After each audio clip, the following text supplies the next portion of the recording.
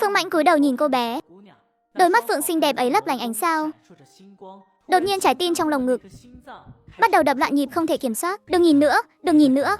Được rồi, tối nay thu quân thôi. Lão Mạnh, Tiết Thành canh gác gần chỗ lão Ngưu. Những người còn lại kiểm tra xung quanh, xem có dấu vết nào người khác để lại không. Rõ thưa sếp, mà có chuyện gì vậy? Nựu nựu nghe lời anh hai. Về nhà ngủ một giấc thật ngon đi. Những chuyện khác mai mình hãy nói nhé, được không? Được. Phương Mãnh đưa Bạch Nặc về khu thanh niên trí thức. Anh không vội rời đi, cứ thế ngồi trước cửa nhà Bạch Nặc, tựa vào tường lặng lẽ nhìn về phía trước. Bây giờ đầu óc anh đang rối bời, trái tim vẫn còn đập thình thịch liên hồi. Anh em cái nỗi gì chứ? Tôi đây không muốn làm anh trai nữa, nhưng con bé ngốc này hình như vẫn chưa hiểu chuyện. Qua 2 kiếp rồi mà chẳng thích ai. Kiếp trước tuy thiên phú cực cao, mới mười mấy tuổi đã thành nhân vật số 1, dị năng giả mạnh nhất căn cứ. Rồi đến năm 19 tuổi thì đăng xuất. Lúc đó chẳng biết đầu óc nghĩ gì. Thấy mấy đứa trẻ và giáo viên từ đằng xa, mỗi người cầm một cái gậy, liều mạng xông về phía bầy xác sống, hình như là để cứu ai đó. Đầu óc lú lẫn thế là xông vào luôn. Kết quả là bay màu luôn. Mà chưa hiểu chuyện thì sợ gì chứ? Dù sao thì con bé ngốc này kiếp này hay kiếp sau cũng đều phải là của tôi. Nếu đã như vậy, nhân lúc con bé còn chưa hiểu chuyện, chiếm lấy danh phận trước mới là chắc ăn nhất.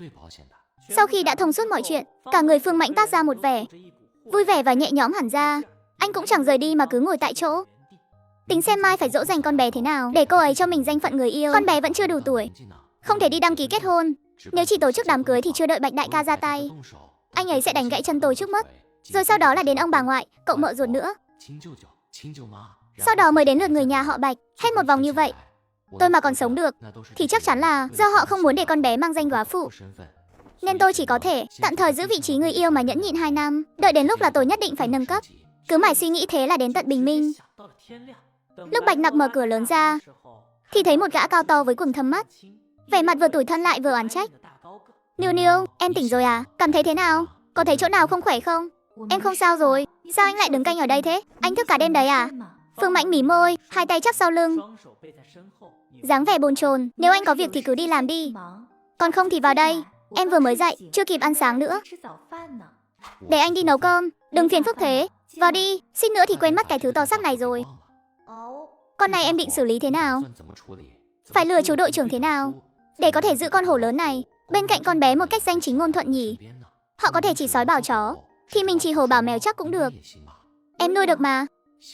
Nhà mình đâu phải không có điều kiện để nuôi. Nhưng mà chú đội trưởng chắc không đồng ý đâu. Không sao, để anh đi lừa. À không, để anh đi nói lý lẽ với chú ấy. Chẳng phải chỉ là nuôi một con mèo mướp hơi to xác thôi sao? Đảm bảo nó không tác động dân làng là được. Hoa Hoa không ăn thịt người, đúng không? Hoa Hoa à, sao vẫn chưa cho về nhà vậy? Bạch Nặc từ trong không gian lấy ra một chậu lớn, đựng sữa đã pha sẵn, và một chậu thịt sống, đặt song song trên mặt đất. May mà ngoan ngoãn, thì sau này bữa nào cũng có cái này ăn. Còn nếu không nghe lời, thì đây là bữa cơm cuối cùng của mày đấy, biết chưa? Mùi vị này đúng là khiến hổ ta không thể chối từ. Và lại mình còn là một con hổ rất thông minh nữa. Ăn no mỗi bữa hay ăn một bữa là đủ tôi phân biệt được mà nha. Lạ ghê. Hoa Hoa đồng ý rồi. Niu Niu à, để tôi ăn cơm trước đã. Bữa sáng này không phải do cô nhóc đó làm. Nhìn có vẻ đơn giản, nhưng vị lại rất ngon. Chẳng lẽ cô nhóc đó ở trong không gian nuôi một đầu bếp đỉnh cao sao? Niu Niu, đầu bếp em nuôi là nam hả? Bao nhiêu tuổi rồi? Có thể là nam cũng có thể là nữ, em muốn dùng không? Sao lại có thể vừa nam vừa nữ được chứ? Hoa Hoa ngậm lấy bát cơm rồi đi thôi. Cái quái gì thế, sao mọi người lại vào đây? Đây chính là cái thứ vẫn luôn đi theo em mà không nhìn thấy được đó hả? Đừng nói chứ trông cũng đáng yêu phết. Niu Niu à, em còn nhớ chuyện xảy ra ở chân núi tối qua. Đã xảy ra chuyện gì không? Người này sao tự nhiên lại ngượng nghịu thế nhỉ? Anh định nói câu chị dâu nhỏ của bạn anh hả? Sau này đừng để bọn họ gọi như thế nữa. Tại sao? Em không thích đến vậy sao? Anh Phương, anh không thấy 3 chữ chị dâu nhỏ nói không khéo lại nghe thành đồ ngốc nhỏ sao? Có mấy cái giọng địa phương nghe y hệt đồ ngốc nhỏ luôn. Cứ như đang mắng tôi vậy. Bạch Nặc, em có phải bị dị ứng với cái gì không? Đang là câu đồ ngốc nhỏ. À không đúng, tôi bị em làm cho lú luôn rồi. Cái đồ béo này anh dám quát tôi à? Tôi sai rồi mà em còn hung dữ với tôi. Tôi xin lỗi rồi không được sao? Em nói gì cũng đúng hết, đừng giận mà. Được rồi, thế tôi thả lỗi cho anh đấy. Vậy sau này tôi bảo bọn họ gọi là chị dâu, không gọi chị dâu nhỏ. Em xem thế có được không? Anh Phương à, có phải anh thích tôi không? Rồi sao nữa?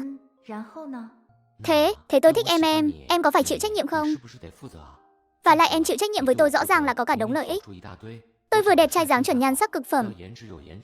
Ở nhà thì mát mắt, ra ngoài thì nở mày nở mặt. Tôi còn biết kiếm tiền, biết nấu ăn nữa. Việc trong việc ngoài tôi lo hết.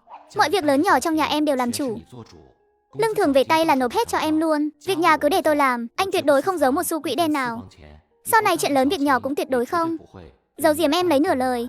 Em nói xem trên đời này em còn tìm được đối tượng nào tốt hơn anh không? Không có đúng không? Nói tiếp này, hai ta cùng nhau lớn lên. Em hiểu anh còn rõ hơn cả bản thân anh nữa. Nên hoàn toàn có thể tránh được việc sau này anh lừa rồi em, mà em vẫn bị bịt mắt không hay biết gì xảy ra. Nữu à, em thật sự nỡ bỏ rơi anh sao? Các ngươi nhìn có hiểu không? Robot cỗ hình người quay đầu nhìn tiểu hệ thống. Hai khuôn mặt liệt cơ đồng thời lắc đầu. Cút hết đi cho bà. Chuyện của ta mà cũng dám hóng hớt. Rảnh quá không chịu được thì đi làm ruộng đi. Khuôn mặt này đúng là đẹp trai thật. Là người đàn ông đẹp nhất mà cả hai kiếp cộng lại tôi từng thấy. Phương Mạnh có một câu nói rất đúng. Anh ấy thật sự rất tốt với tôi. Từ nhỏ đến lớn luôn đối xử tốt nhất. Và cũng chỉ tốt với mỗi mình tôi. Bạch Nạp và Phương Mạnh hai người cứ thế trong một tình huống vừa kỳ quặc vừa ngọt ngào đã chính thức hẹn hò.